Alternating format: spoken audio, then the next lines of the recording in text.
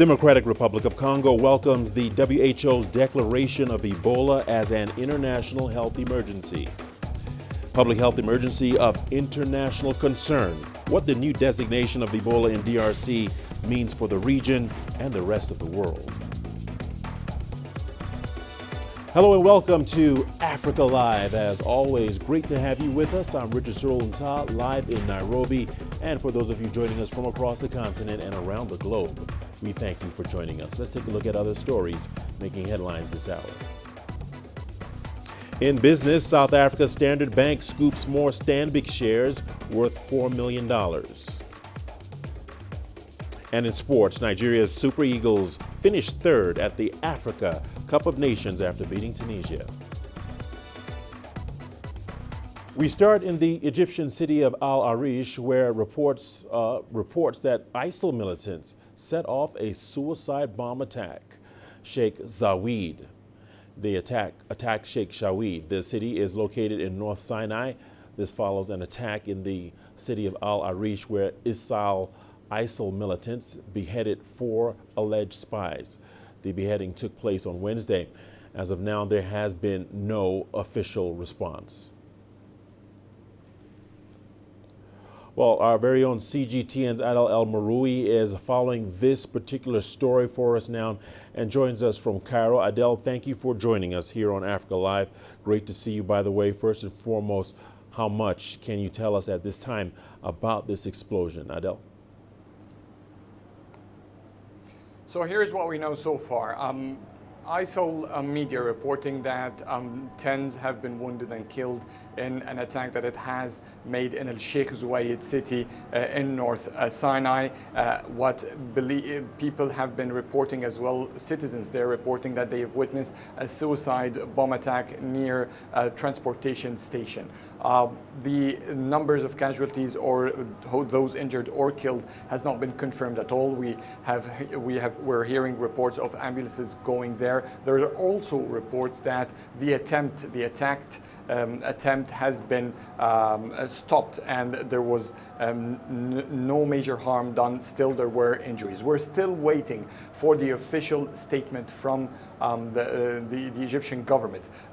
Access to information in North Sinai is not open to media in general, and therefore we usually depend on what the government releases of information about incidents that takes place inside North Sinai specifically. What is alarming also about this incident is that it follows, as you've said, another incident that took place on Wednesday where ISIL militants have captured and beheaded 4 citizens. What is meant by alleged spies from the terrorist group's perspective is that they are Egyptian citizens who have been collaborating with the Egyptian army and the Egyptian authorities to pinpoint and help them in their campaign for counterterrorism and their anti-ISIL campaign in North Sinai. ISIL has been leading sort of a terror campaign in North Sinai cities to abduct civilians, to assassinate civilians in North Sinai who have been in collaboration with the Egyptian government in general. It's a move that the group has been going through to create sort of terror among citizens so that no one would collaborate with the authorities to pinpoint locations or ISIL militants in North Sinai. All right, Adel, thank you so much for bringing us that story. It's a story that we shall be following closely. That's Adel El-Maroui talking to us from Cairo. Adel, thank you so much. Moving on, the Democratic Republic of Congo has welcomed the move by the World Health Organization to declare the Ebola outbreak a public health emergency of international concern. The WHO said there were worrying signs of possible extension of the epidemic and that the recent case in the DRC's Goma city was a cause for concern. But it also maintained that although the risk was very high at the national and regional level, it was not a global threat. The outbreak has killed over 1,600 people and infected more than 2,500 others since it was declared in August last year. Now is the time for the international community to stand in solidarity with the people of the Democratic Republic of Congo, not to impose punitive and counterproductive restrictions that will only serve to isolate them. The government of DRC is showing exceptional transparency in sharing information every single day. It was the DRC government which informed Uganda about the family which crossed with Ebola that crossed the border last month. It was the government of DRC that informed the international community immediately last week that there was a case in Goma. The government of DRC is doing everything it can. They need the support of the international community. I stress this. The government of DRC is doing everything it can. They need the support of the international community. That includes its financial support. The health minister in the Democratic Republic of Congo says the DRC welcomes this declaration by the WHO. CGTN's Chris Ochemringa is in Kinshasa and talks to us more about this. Chris, thank you for joining us on Africa Live. Chris, can you tell us more on how the government is responding to this development after pushing for so long for this kind of move from the WHO? Chris. Well, the DRC government has all along been in support of the mobilization of more funds and a more more coordinated international response to bring this outbreak to an end. But they have been very much against the negative consequences that would arise from this declaration, namely the trade and travel restrictions that countries may impose on the DRC as a result of this WHO decision. And so the Minister of Health issued a statement saying that they have accepted the decision, but he said he hopes it was not influenced by stakeholders who have been putting pressure on the WHO to ensure that this declaration is passed so that they can raise money for the humanitarian effort. And I've spoken to quite a number of Congolese here. They're very worried that now that the alert level has been raised, countries bordering with the DRC may issue trade and travel restrictions. And that part of the DRC where the latest case was reported in Goma relies heavily on trade with Rwanda, Uganda and other East African countries. Many people do border trade and their livelihoods will be under threat if any such a radical decision is made. The WHO has warned countries against issuing any trade and travel restrictions.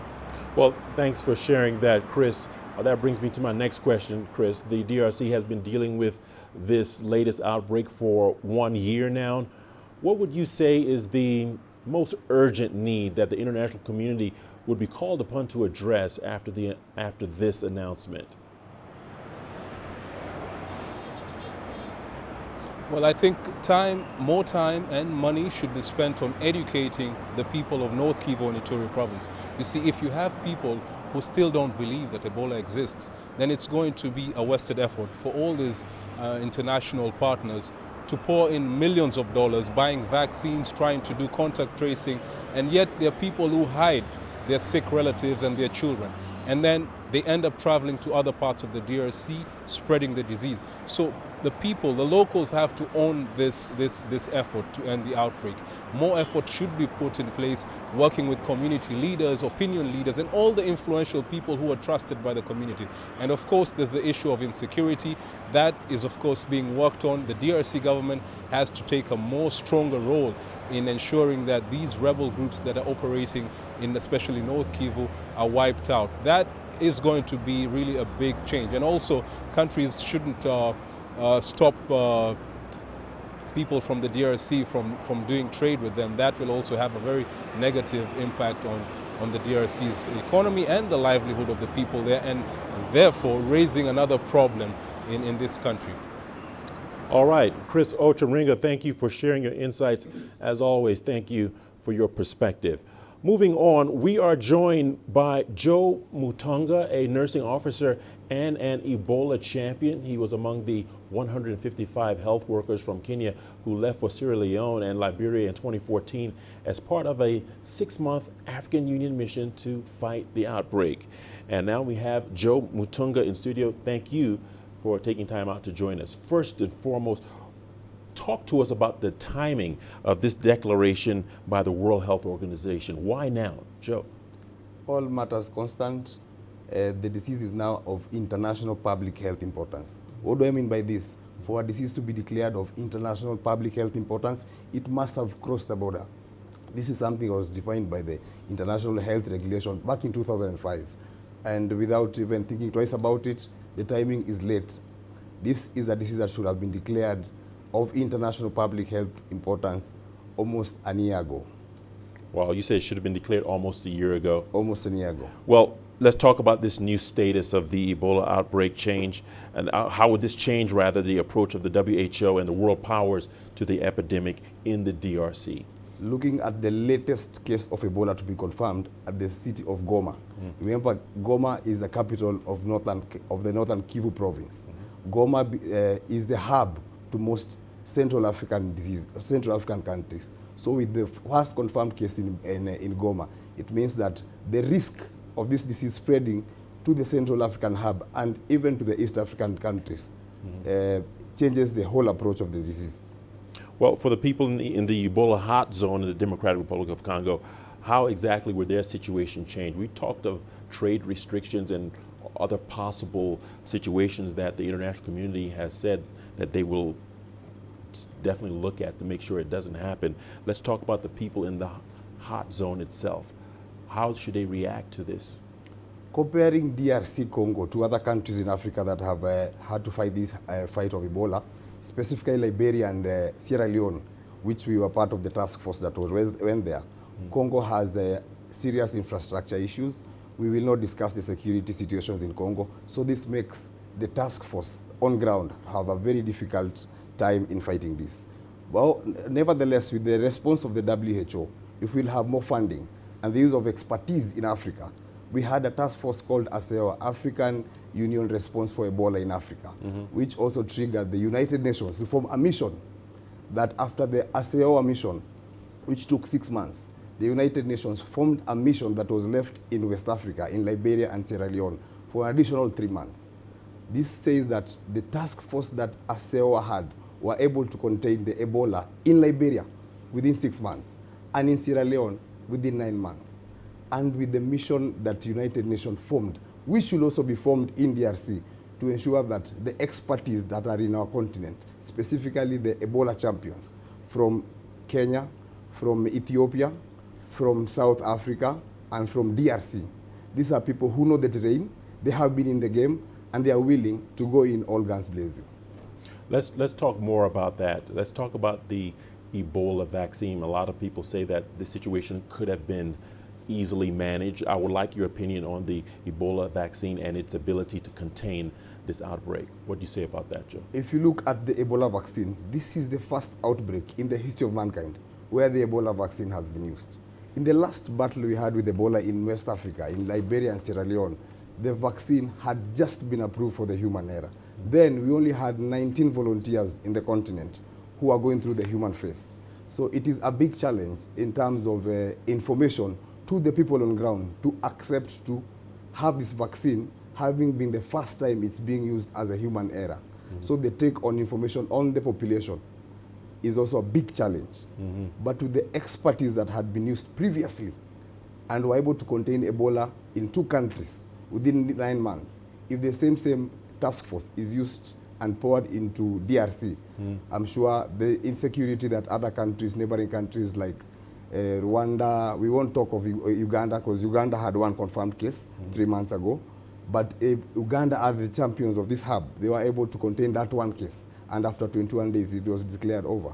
All right, Joe, again, I want to thank you for your insights and thank you for joining us here on Africa Live. We have so many questions, so little time, but thank you for your time and perspective. That was Joe Mutunga, a nursing officer and an Ebola champion. Thank you for joining us, Joe. Moving on, South Sudan's government says it's intensifying the vaccination of health workers stationed at the border with the DRC. This comes after the World Health Organization declared the Ebola in the DRC a public health emergency of international concern. CGTN's Patrick Oyet reports from Juba. South Sudan's government says the World Health Organization is providing the required medicines and logistics to vaccinate health workers along the border with Democratic Republic of Congo. The country's health ministry says there has been a strong response from donors to its request for $12 million to prepare for an Ebola outbreak inside South Sudan. South Sudan is one of the 4 countries bordering DRC, along with Burundi, Rwanda, and Uganda. The World Health Organization says those nations are prioritized to enhance preparedness and operational readiness for Ebola. The outbreak in DR Congo has killed more than 1,600 people. Ebola is now confirmed in Aliwara in DRC, just 70 kilometers from the border with South Sudan. Juba is also seeking or asking armed groups opposed to the current peace deal who are along the border with DRC to allow government health workers to carry out sensitization of the public on Ebola. The World Health Organization says do not yet need to be restrictions on travel or trade and no entry screening of passengers at ports or airports outside the immediate outbreak area, and South Sudan's government says it won't close its border with DRC. Patrick Oyet, CGTN, Juba, South Sudan. Well, the World Health Organization expert committee had thrice declined to make the declaration for the current outbreak in the DRC before it did it on Wednesday. Previously only used 4 times. It is the highest level of alarm the WHO can sound. CGTN's Robert Nagila now examines what it really means.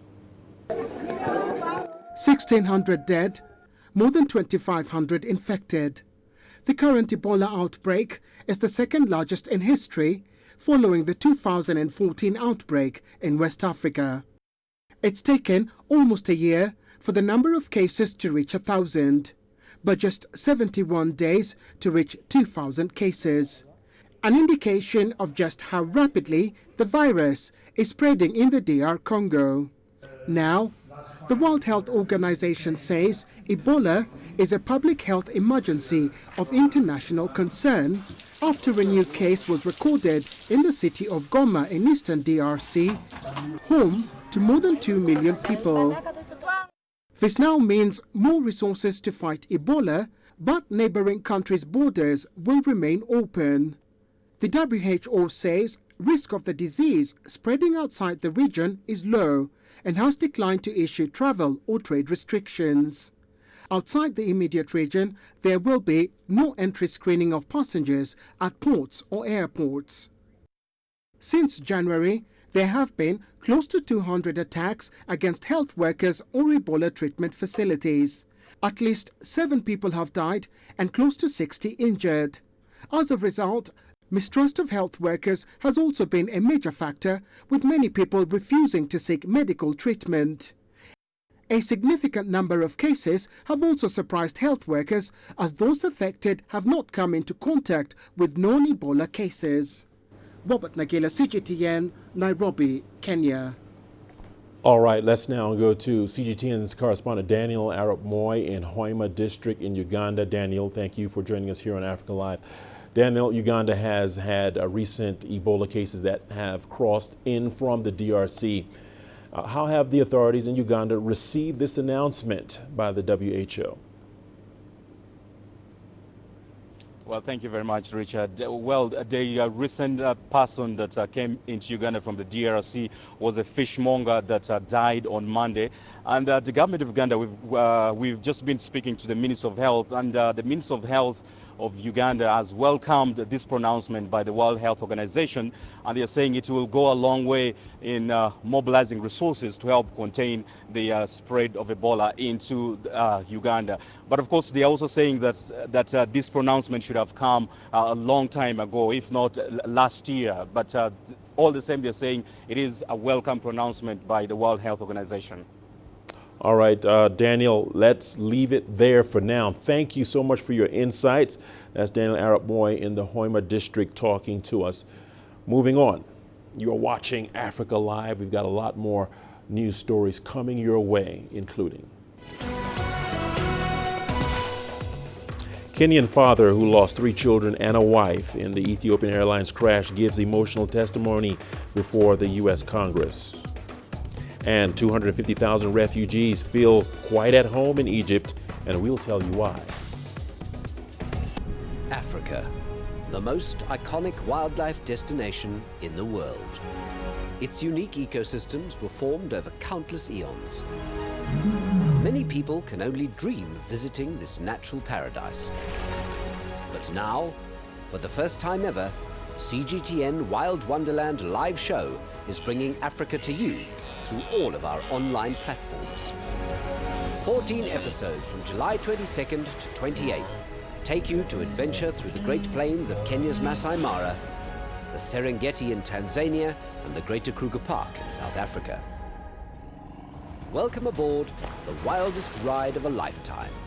This is Wild Wonderland live show, only on CGTN.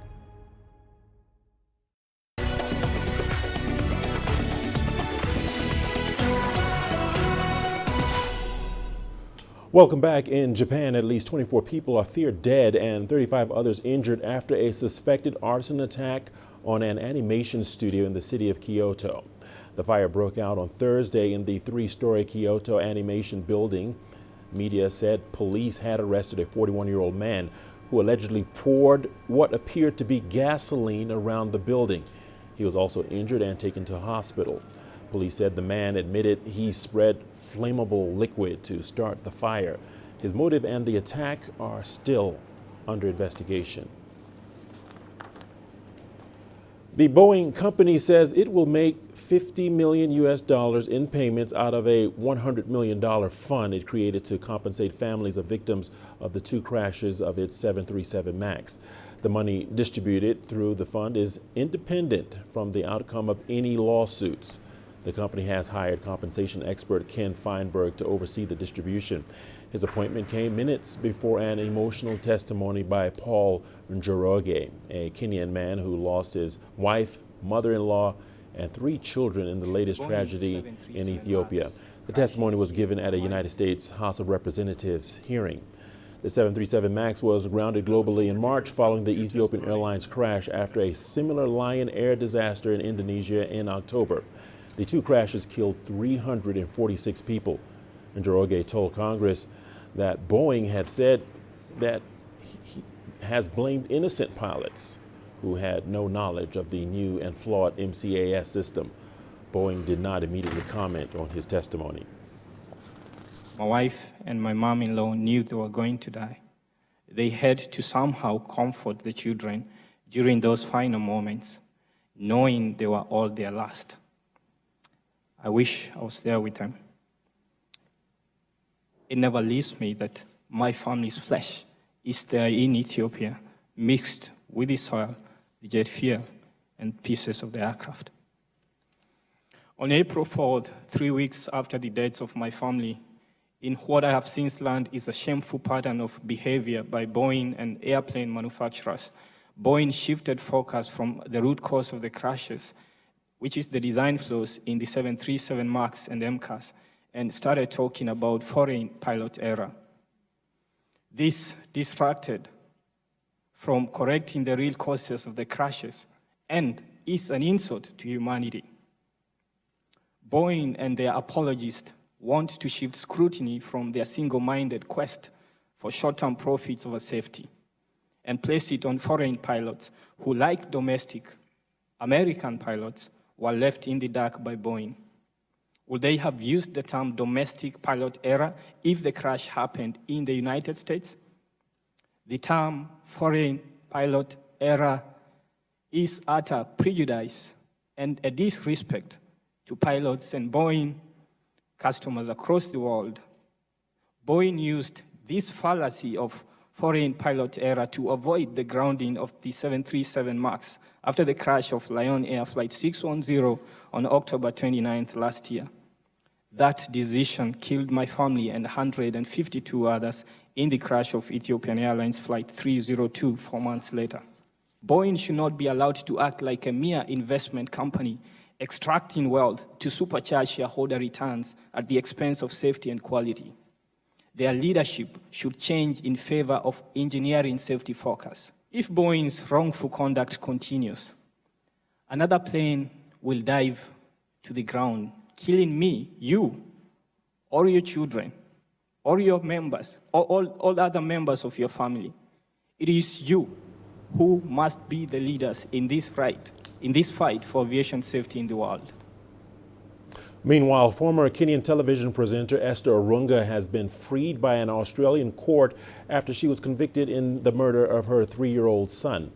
According to the Australian Associated Press, she pleaded guilty to being an accessory to murder and was sentenced to 10 months in prison by a Queensland court, but immediately released on parole. Orunga was charged with misleading the police after her 3-year-old son died as a result of blunt force trauma to his abdomen. She admitted to lying to the authorities, insisting that she wanted to protect her husband, Quincy Timberlake. Uganda is struggling to contain the number of refugees coming into the country from the Democratic Republic of Congo. Over 5,000 Congolese refugees have arrived in Uganda in July alone. This comes following renewed intercommunal clashes in the northeastern DRC. CGTN's Daniel Arap Moy has been speaking to officials in Kwayungwali, Uganda, about the challenges they are facing. The attacks in Eastern Democratic Republic of Congo has triggered weeks and months of uncertainty, forcing hundreds of thousands of Congolese to seek shelter in Uganda. But congestion in the Kagoma Reception Center is placing a strain on already badly overstretched facilities. Kagoma Reception Center is currently hosting over 5,000 refugees from the Democratic Republic of Congo. But this reception center was built to accommodate a maximum of 2,500 people. We have over 4,000, so a little bit of, pressure on every facility that is around. That's the challenge we get. And where people are, you always have these issues of, commotion here and there. Nearly 2/3 of the new arrivals are women and children in desperate need of humanitarian assistance. Relief agencies are trying to provide the much-needed assistance, but many are being affected by insufficient funding. Basically, resources might not be enough because as you receive them, you cannot tell how many are coming. So you might receive very many, yet resources that are there are not enough. So mobilizing these resources for all of these people to benefit becomes a big challenge. Uganda's 2019 Refugee Response Plan requires $927 million, of which only 18% has so far been received, leaving a huge funding gap. Officials are appealing for more global support to help UNHCR and partner organizations supporting Uganda's refugee response provide even the most basic life-saving assistance. Uganda hosts the largest refugee population in Africa, with over 1.3 million refugees, majority of whom are from South Sudan, the Democratic Republic of Congo, and Somalia. Daniel Arap Moy, CGTN, Changwali, Hoima District, Uganda. Several civil society groups and officials celebrated Refugee Day in Egypt this week. According to the UNHCR, there are about 250,000 registered refugees in the North African country, a 21% increase from 2017. Refugees in Egypt are not living in camps as in most other countries. Yasser Hakim has more. Boyeni Zikia has fled the war in South Sudan 10 years ago. She produces accessories at home in Cairo to support her 2 children. I fled South Sudan and chose Egypt because it's close by, with similar language, culture and habits so easier to adapt. Most of the refugees I know work in daily jobs, but more of us have opened small businesses, like selling Sudanese food, for example, or tailoring and handmade accessories. The Egyptian government and the United Nations provide financial assistance for health and school fees for the children. Zikia is one of 250,000 registered refugees in Egypt. 53% of them are Syrians, and the rest mostly from sub-Saharan Africa. NGOs such as Save Our Children have been working with the government to help refugees settle in Egypt and mix with the community. We work closely with the government, particularly in education and health, and providing essential services to all refugees. The government of Egypt does not want camps for refugees. The government of Egypt prefers that the refugees integrate into the local society, that they integrate into Cairo and Alexandria cities, that they register, and that they get 6-month residence visas. So the government does not want camps, and even for the refugees, camps are not the best solution. There are challenges to create a decent living, but the government wants the refugees not to feel left out. The main challenge we face are procedures to renew our residency every 6 months. It requires a lot of paperwork.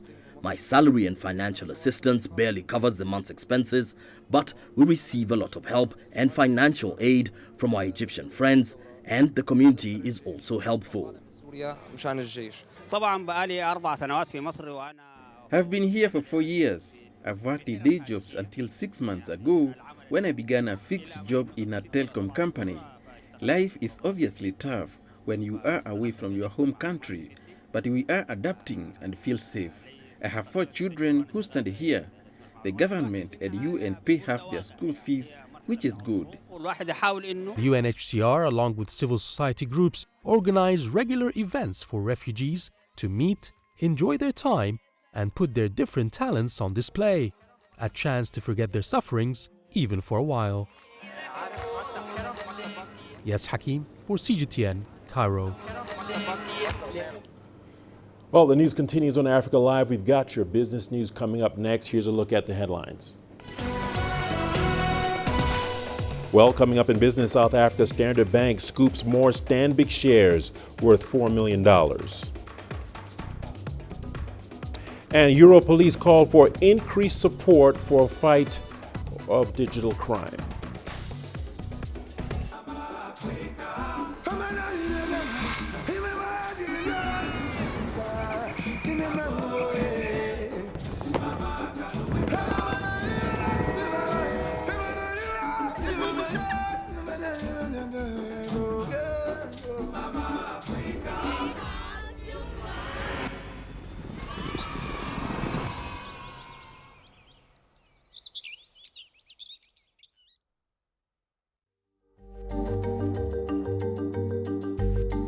Africa Live.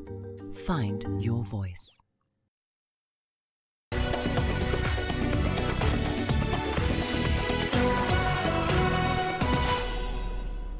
Welcome back. South Africa Standard Bank has acquired an additional 4.3 million shares worth about $4.1 million in Stanbic Holdings.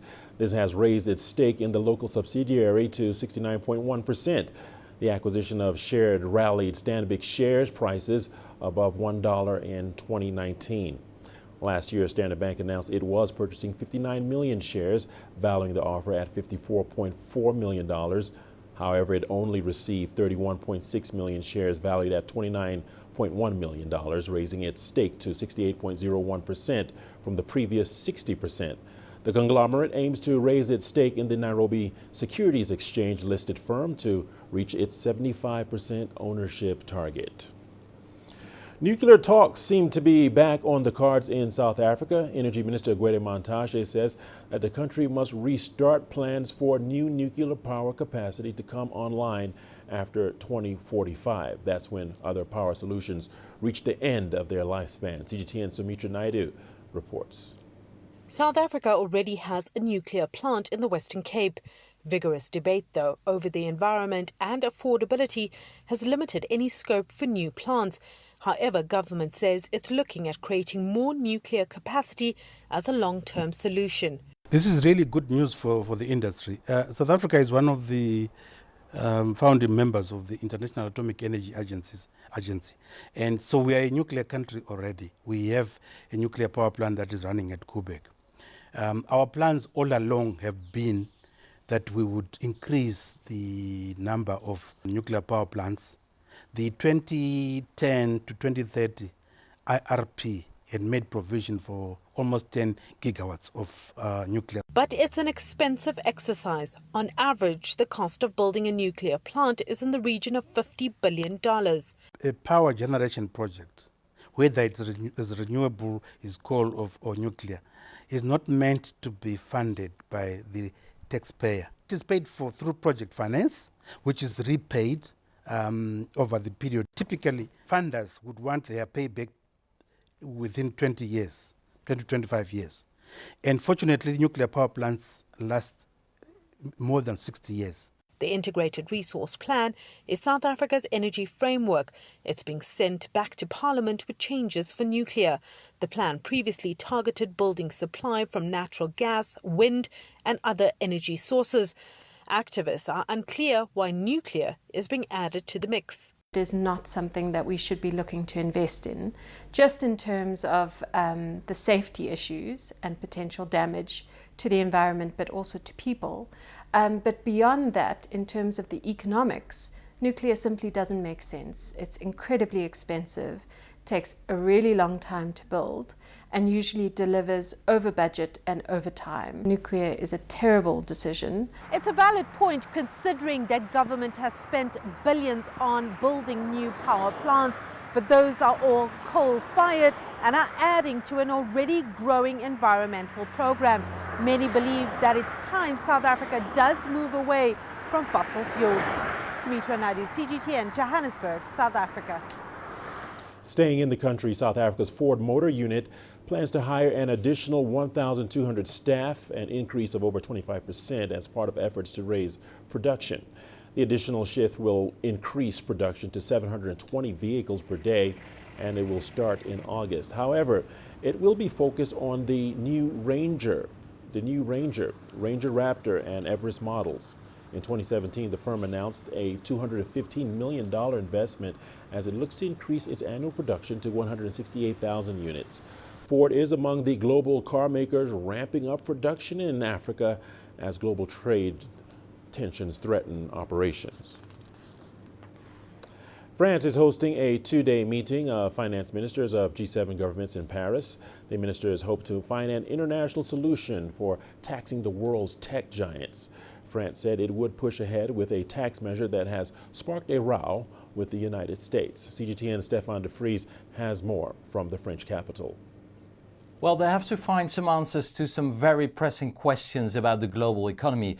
First of all, we already mentioned it, the global trade wars between the USA, the European Union and China, which could be a threat to the global economy. But there is also a lot of talk about the digital companies, the tech giants, who basically threaten the sovereignty of many nations, as it is seen by the G7 finance ministers here in Paris, where they are meeting. So they will have to find a common ground on, for instance, how to tax global tech companies, because many of them are pretty creative in using legal constructions to avoid paying taxes in the countries where they earn the most money. Most countries, most G7 countries, they agree on a way of introducing a new levy on these tech companies, but they do not agree on the way how to introduce a new digital tax. And so what exactly is digital tax all about, and which companies will be impacted? Our Timothy Ulrich explains. France's parliament passed a tax on July 11th after years of work to reform the international tax system. It makes France one of the first countries to impose a special tax on digital giants. The tax looks to ensure that multinational companies are not able to escape paying taxes in countries where they do much of their business. Digital firms pay less tax partly because it's harder to determine where on the internet their revenue has truly been generated, especially if the firms can artificially shift profits to lower tax countries such as Ireland and Luxembourg. The tax amounts to a 3% annual levy on French revenues of digital companies with yearly global sales worth more than 750 million euros. It's also known as the GAFA tax, an acronym for Google, Apple, Facebook, and Amazon. But France is saying it doesn't discriminate against U.S. companies, as it also targets those from other countries, including France itself. Timothy Ulrich, CGTN. The transition to next-generation 5G mobile technology has delayed the European law enforcement agency's fight against cybercrime. The officials are forced to seek ways to curb the damage when 4G networks become obsolete due to the switch, as their tap and trace capabilities are limited. EU member states currently have no domestic regulations or technology in place to fill the policing gap. Europol's latest report on fighting crime highlights the adoption of new encrypted communication tools, 3D printing technology, and hacking capabilities that target potential victims online. You talk about 5G.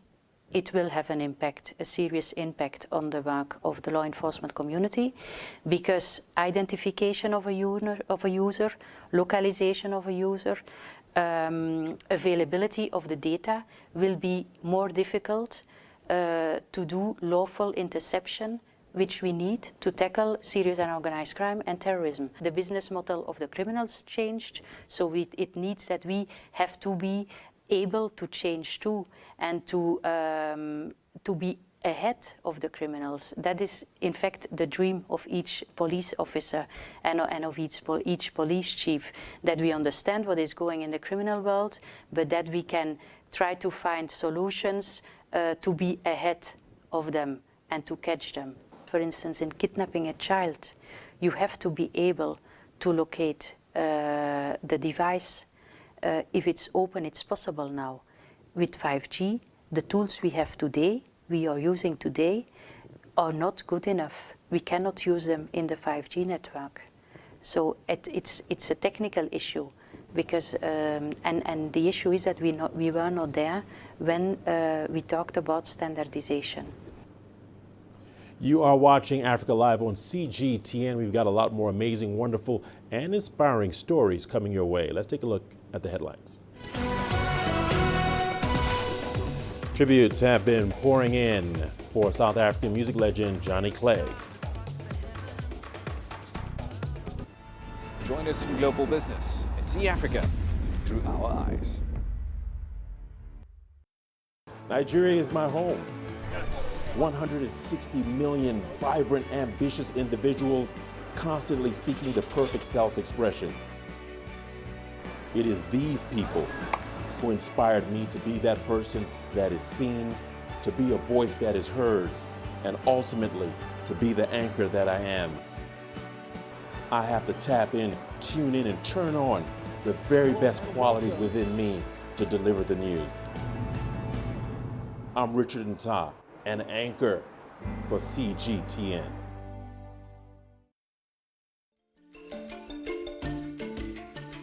Africa Live. Find your voice.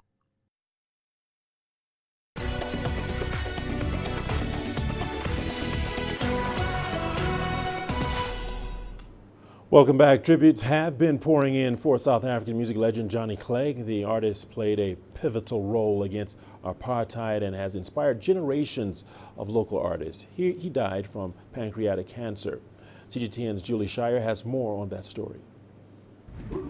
South African music legend Johnny Clegg was affectionately known as the White Zulu. A son of the African sky, he lost his battle to pancreatic cancer at 66. It's such a sad day to receive that kind of news that we did, and it's with great sorrow and sadness that we have to say goodbye to such a legend, a giant, almost a gentleman, you know, and friend. We've been fortunate enough to share the stage with Johnny on several different occasions in several different cities and towns around the country, and every single one of them is just, you know, you just sit there in awe watching his show. It's like, you know, he's such a great performer. Clegg was the first white artist to stand up against apartheid. He defied the law by starting Juluka in the 1970s, a mixed-race band which performed publicly. He crossed boundaries when few dared to do so. And from a personal point of view, he's an absolute inspiration. A white person going across into black African culture and immersing themselves into it, especially at the time that he did it, was extraordinary. Clegg became one of South Africa's most loved artists. He produced iconic tunes such as MP, The Scatterlings of Africa, and most notably the 1987 hit Asimbonanga for Nelson Mandela. Now South Africans young and old bid Gambagakle to Clegg. Johnny Clegg has taught us a lot. We even perform his music, and he's a hero. He did a lot in the music industry, and we'll forever remember him, and he'll forever be in our hearts. Johnny Clegg belonged to South Africa, but his music traveled the world. He performed to thousands of fans at this venue behind me on his final Journey tour. Sadly, it would be one of his last live performances. Julie Shara, CGTN, Johannesburg, South Africa. The Confucius Institute of the University of Lagos has awarded 24 Nigerian students scholarships to study in China. The Institute announced this at its graduation ceremony and second job fair in Lagos. In addition, 40 members of the Nigerian Immigration Service were among the 552 students who were awarded certificates for proficiency in the Chinese language. Deji Badmus has more. The latest graduates of the Confucius Institute of the University of Lagos. After spending 5 months at the institute learning the Chinese language and culture, they're now leaving to begin a new phase of the practical application of what they have learned. For these lucky ones, the journey of learning does not end here. They've been awarded scholarships for further studies in Chinese language and culture in China. We are releasing you as ambassadors of this great university. And I would like you to realize the enormity of your responsibilities as you go to China. You will go, you will do what you are expected to do. Please try not to be found wanting. In all, 24 of the best graduates got the scholarships, and Grace is one of them. I'm excited, very, very excited, because to be here today is not really easy. Like, you have a lot of things to pass, but thank God at the end I made it. Also among the over 500 graduates are 80 personnel of the Nigerian Immigration Service who enrolled into the program as part of the bilateral agreement between Nigeria and China and in line with the Belt and Road Initiative. It's a great honor learning Chinese language and culture. It's been a wonderful experience. Sincerely, I enjoyed myself, and thank God, at least I'm here today. Every day we encounter foreigners, especially Chinese. As of yesterday, I was still dealing with some. And with the help of this language, I was able to communicate, because these are Chinese that couldn't even utter a word in English language. And thank God, I was able to do something. I was able to communicate with them, and we had a wonderful time.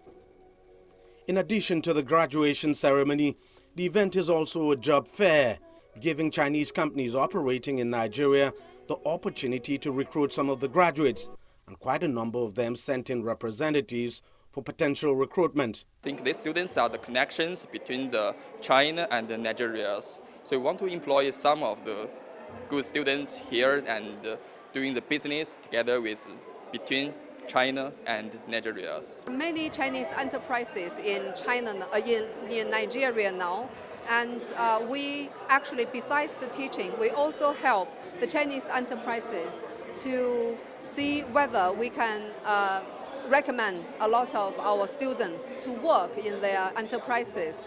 And besides the scholarship winners, many people are actually studying for future, looking for a job in a Chinese enterprise. It's been 10 years now since the Confucius Institute began operation at the University of Lagos. It so far served as an important cultural bridge in bilateral relations between Nigeria and China. Through its work, the number of Nigerian-speaking Chinese is now growing. Deji Badmus, CGTN, Lagos, Nigeria. All right, we've got your sports news coming up after the break. Let's take a look at that headline. Nigeria Super Eagles finished third at the Africa Cup of Nations after beating Tunisia. Africa, where champions are made, records are broken, legends are born. We're there for every goal, for every knockout, for every step of the way. Match Point, only on CGTN.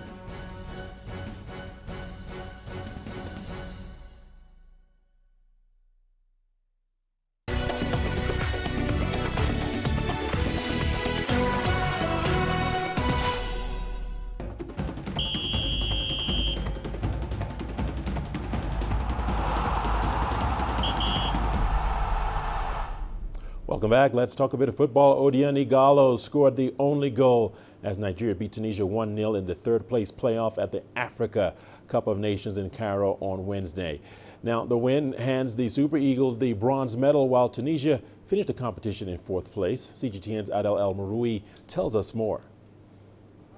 Africa's Eagles battled for the AFCON's 3rd place on Wednesday night. Both teams appeared feeble, presenting a match that lacked football excitement as well as fans. The two teams were a little bit tired. It was the last match. Only 3 days between the two matches. Was not easy to recover in this hot climate. Nigeria's Odion Ighalo scored his 5th goal in the competition just 2 minutes into the game. Tunisia was not a worthy foe.